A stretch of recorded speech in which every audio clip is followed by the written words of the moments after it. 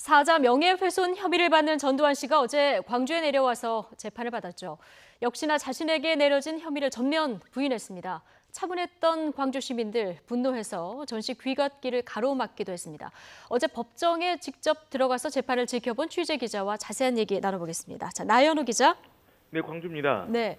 자, 어제 재판 과정을 쭉 지켜봤을 텐데요. 재판이 시작되기 전부터 굉장히 북적이는 모습이었습니다. 이 현장 분위기가 옆에서 볼 때 어땠습니까? 네, 저희 취재진이 어제 아침 6시 반부터 현장을 지켜봤는데요. 전시 출석을 준비하느라 법원 직원들 그리고 기자들 모두 아주 분주한 모습이었습니다. 12시쯤이 되니까 이 전두환 씨 출석 동선을 따라서 경찰들도 일렬로 줄을 섰습니다.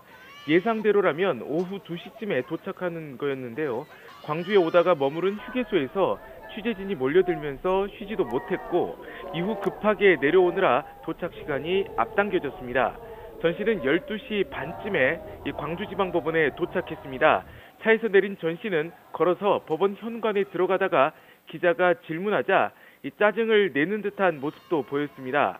건물 안으로 들어와서는 엘리베이터를 타고 바로 2층 보안구역 안에 있는 증인지원실로 향했는데요. 증인지원실은 보통 성폭력 피해자들이 법원에 출석할 때 휴식을 취하거나 아니면 화상으로 진술하는 곳입니다. 소파와 테이블이 설치되어 있는데 전 씨는 이곳에서 미리 준비한 도시락을 먹고 재판을 준비했습니다. 네. 자, 문제는 전 씨가 귀가하는 길이었는데 평화적으로 대응했던 광주 시민들, 재판이 끝나고 나서 전 씨가 돌아가는 길에 차량을 막아서는 이런 일까지 생겼어요. 예, 그렇습니다. 제가 영상을 보면서 설명을 하면요. 취재진이 광주지방법원 현관에서 기다리고 있고 계단 밑에는 전 씨 승용차가 대기하고 있었습니다. 전 씨가 법원 경위들의 경호를 받으면서 현관의 모습을 드러내 기자들이 질문하려고 가까이 다가섰는데요. 이를 법원 경위들이 몸으로 막아내면서 이 현장이 아수라장이 됐습니다. 전 씨가 제대로 차를 타지도 못했고 앞좌석으로 향했다가 황급히 뒷좌석으로 들어가는 모습도 잡혔습니다. 차가 움직이기 시작하자 시민들은 못 가게 앞으로 누워서 길을 막았는데요. 못 가게 막는 시민, 이를 저지하는 경찰이 뒤섞여서 차는 30분 넘게 광주지방법원 일대를 떠나지 못했습니다. 전 씨는 출석 때 이 법원 쪽문으로 들어와 법정동 현관으로 곧장 들어갔는데요. 나갈 때는 광주지방법원 현관을 통해 정문으로 빠져나갔습니다. 시민들은 출석할 때는 다소 차분했지만 귀가할 때는 달랐습니다. 시민들이 화가 나 있었기 때문인데요. 광주 시민 중에는 5.18 때 가족을 잃은 분들이 많은 게 당연하고요. 여기에 전 씨가 출석하는 내내 용서를 구하지도 않고 법정에서는 혐의를 전면 부인한 게 시민들의 감정을 자극한 것으로 보입니다. 네. 재판 내용을 좀 보죠. 전두환 씨, 자신에게 적용된 사자 명예훼손 혐의에 대해서 전면 부인을 했는데 변호인이 굉장히 자세하게 검찰 주장을 반박했다면서요. 네, 그렇습니다. 전 씨의 혐의는 사자 명예훼손입니다. 이는 허위사실로 이 고인의 명예를 훼손해야만 범죄가 성립합니다. 전 씨는 고 조비오 신부가 헬기 사격이 있었다고 말한 것을 두고 파렴치한 거짓말쟁이라고 회고록에 써서 재판에 넘겨진 건데요. 그렇다면 만약 이 5.18 당시에 헬기 사격이 없었다면 전 씨가 사실을 주장해 명예를 훼손한 것이어서 범죄가 되지 않습니다. 이 때문에 전 씨는 5.18 당시 헬리콥터 사격이 없었다고 주장하고 있습니다. 검찰이 근거로 제시한 이 국방부 5.18 특조위 조사도 신빙성이 떨어지고 전일 빌딩 탄흔에 대한 국과수 분석 보고서도 과학적이지 않다고 봤습니다. 게다가 헬기 사격이 있었다고 해도 고 조비오 신부가 주장한 1980년 5월 21일 오후 1시 30분쯤에 헬기 사격이 없었다면 공소 사실이 인정되지 않는다고 주장했습니다.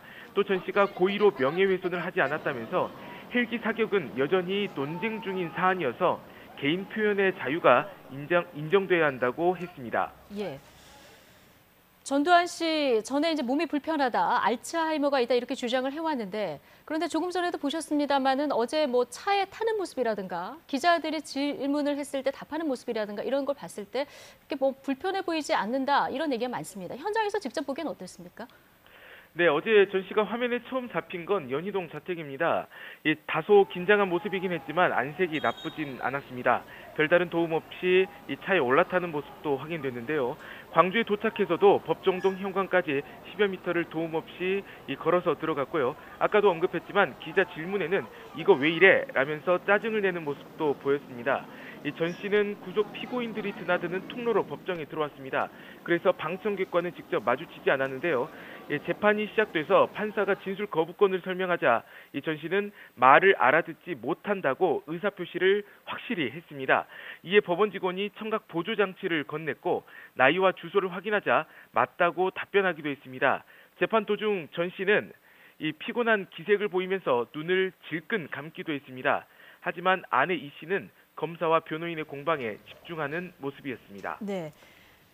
다음 재판은 예정대로 하면은 신문기일인데요. 변호인이 공판 준비기일을 열어달라고 해서 받아들여졌다고 합니다. 이게 상당히 이례적인 거라고 하는데 이유는 뭡니까? 네, 어제 재판은 약 75분, 그러니까 1시간 15분 정도 진행됐습니다. 판사가 재판을 마치면서 다음 기일을 잡으려고 했는데요. 변호인이 공판 준비 기일을 열어달라는 요청을 했습니다. 재판부가 이를 받아들였는데요. 이는 검찰이 증거 목록을 내지 않아서 재판에서 전 씨 측의 증거 채택 여부를 확인하지 못했기 때문입니다. 날짜는 4월 8일 오후 2시로 잡혔는데요. 공판 준비 기일에는 피고인이 출석해야 할 의무가 없습니다. 이 때문에 이날 전 씨가 오지 않을 것으로 예상되고 있습니다. 지금까지 광주에서 YTN 나연호입니다.